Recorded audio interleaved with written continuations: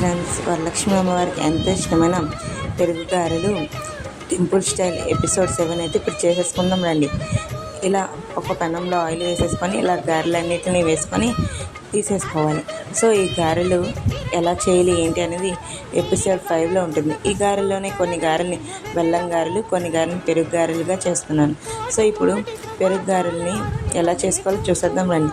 ముందుగా కొంచెం పెరుగు తీసుకొని దానికి తగినన్ని వాటర్ వేసుకొని కొంచెం సాల్ట్, పసుపు కూడా వేసి కలిపి పక్కన పెట్టేసుకోవాలి. తర్వాత పోపు పెట్టేసుకోవాలి.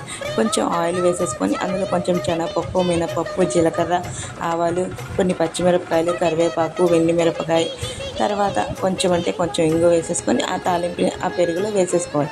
తర్వాత మనం ఎన్ని గారెలు తీసుకుంటామో అన్ని గారెల్ని వాటర్లో ఒక 5 నిమిషాలు ఉంచి ఆ గారెల్ని తీసి ఆ పెరుగులో నానబెట్టేసుకుంటే ఎంతో టేస్టీ అయిన పెరుగు గారెలు రెడీ అయిపోయాయి. ఇలా చేయడం వల్ల పెరుగుకు బాగా పడుతుంది. Thank you for watching.